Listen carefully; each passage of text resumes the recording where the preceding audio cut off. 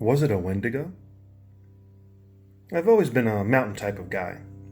Take it over the beach any day. When I had the opportunity to buy an off-the-grid cabin in my home state of Virginia, I jumped at the chance. It's in the Blue Ridge Highlands of Fort Blackmore, Virginia. This cabin was off the grid. It had solar power and battery backup, so technically I could still live quite comfortably.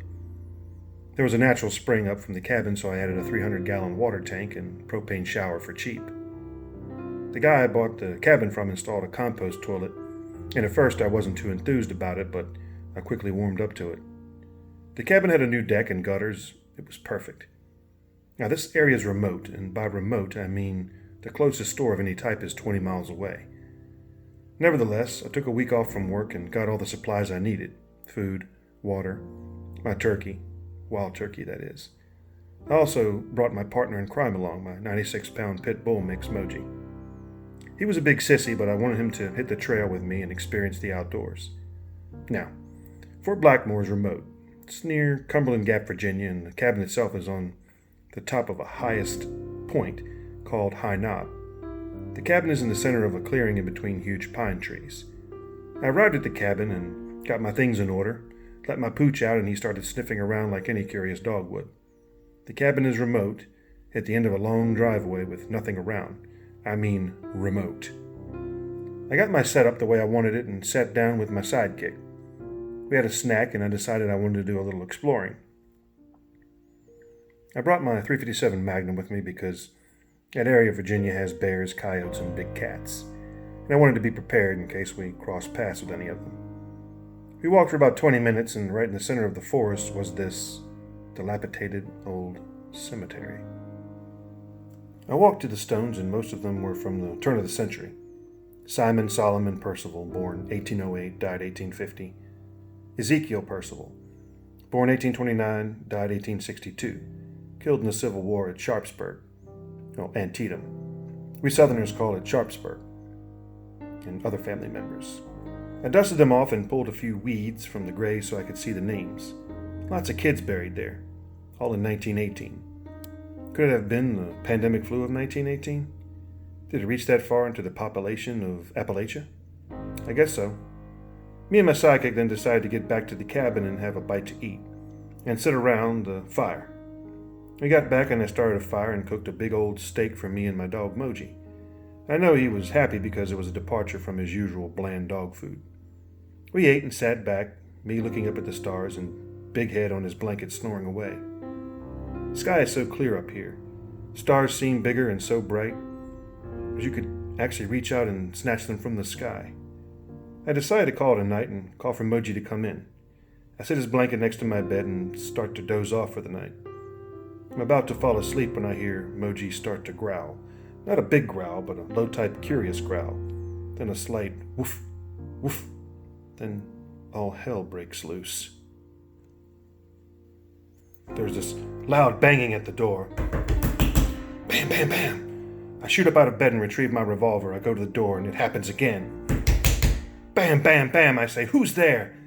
Nothing. I peek through the window while the banging is still sounding off, and there's no one there. I can hear the banging. I can feel the actual vibration, but there's nothing there, not a soul. Am I losing my mind? Am I dreaming? I shout, "What do you want?" The banging stops. What happens next defies all logic and rationality. I hear a voice say, "Open up, boy. Come on now." The voice is very familiar. It's the voice of my father.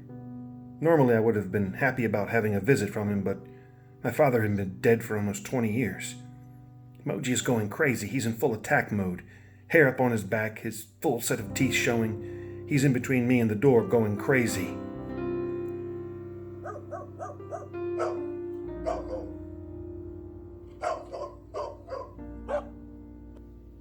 The door was solid and had a huge deadbolt. Nothing would get through that door, and if it did, it would have to deal with Moji and then my .357. The strange thing is that the voice never got any higher or lower, nor did it change volume or tone. It was always the same. Again, it said, "Come on, boy, open up. It's your old man." I screamed in fear, "Go away!" Then it said the same, "Go away," but in a creepy, calm way. "Stop! Why are you doing this?" I said. It too said, "Stop. Why are you doing this?" I'm not a religious person, but I started to pray. God, please help me. Make it go away. All of a sudden, there was banging all over the house. It was impossible for a human to do that. Everywhere. Unless it was numerous people doing it, and then as fast as it started, it just stopped. Moji stopped barking and he went back to the happy state, tail wagging, giving me his paw and being loving as usual. I went to the window and nothing. Not a thing. It was insanely quiet. I laid back down in my bed and somehow managed to fall asleep. I woke the next day and was a little anxious to go outside. I did, though, gun in hand, and it was quite pleasant. Me and Moji had breakfast, did a little fishing in the local stream, and caught our fill. He'd never seen a fish before and was quite curious. We had a blast, catching trout like crazy. I kept 3 and had 2 for me and 1 for him. We settled down and I was a little apprehensive about the upcoming night. Nevertheless, we had dinner and I had a few glasses of wild turkey honey. Good stuff. The air was crisp, but I decided to call it a night. I laid down and as soon as I did, I could hear footsteps out on the deck. Slow walking, back and forth. Back and forth.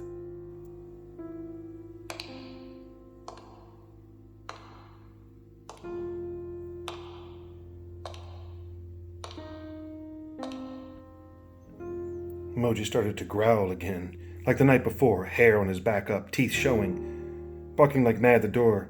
When I hear it again, this time it's mimicking me. Hey, open up! Moji! Moji!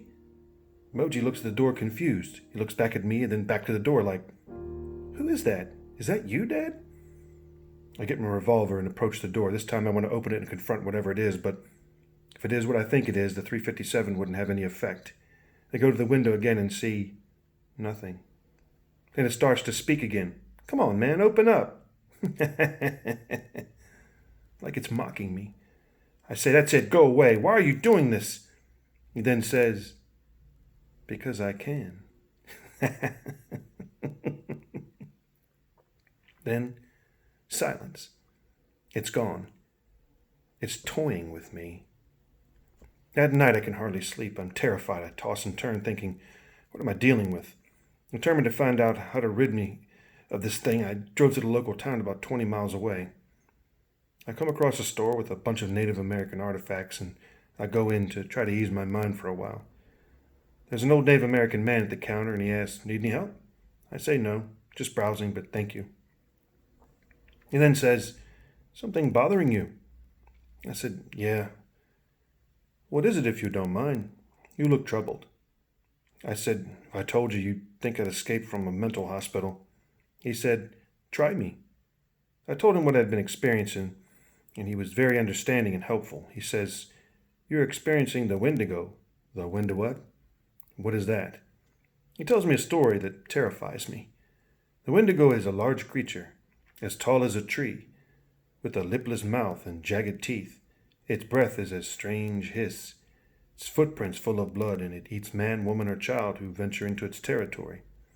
And those were the lucky ones. Sometimes the wendigo choose to possess the person instead, and then the luckless individual become wendigo themselves, hunting down those he had once loved and feasting upon their flesh. Well, I said, oh, that's great. Now what can I do? He said, don't worry, young man. I will come with you. I will help you get rid of whatever this is. He closes shop and we go to the cabin. Nice place, he says. Nice doggy, too. Moji takes a quick liking to the man. The man's name is Kosumi. Oh, that's a weird name. He says, Kosumi, that means fishes for salmon with a spear.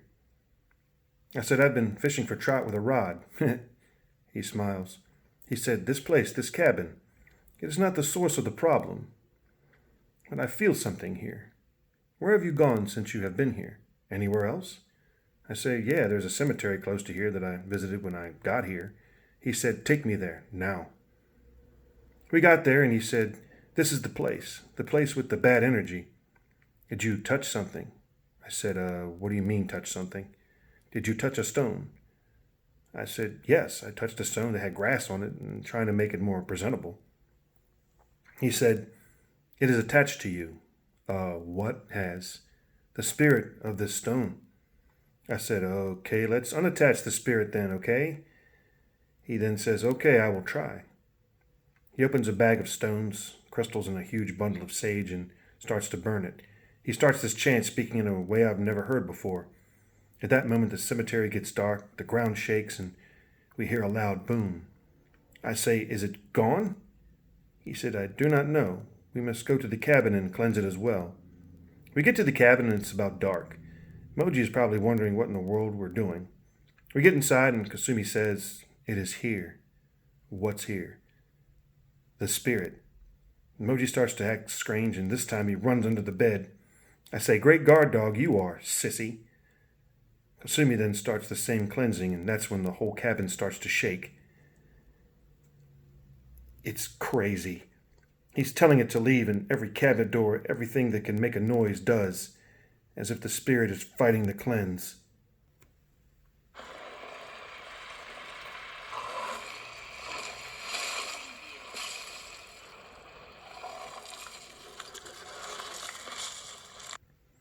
The sounds, the smells, especially the smells. That smell is all too familiar. That rotten flesh smell. It almost makes me vomit. Sumi says, "Hold fast, don't waver." What I see next I will never forget. I see a face in the front window. I raise my phone to take a pic, and what you see is its face. It makes a crying, moaning sound and then a growl, and then it's gone. Kasumi is weak and he says, "I believe it has left. It has found peace." I thank him and offer him money, but he refuses. I say, "Well, you're welcome to stay at my cabin any time." He says, "Now that I can do, young man." I drive him back to town and thank him again. He says, "If you have another issue, call me, and I will come." We were lucky. Lucky, I say. Yes, it was not the wendigo. What was it?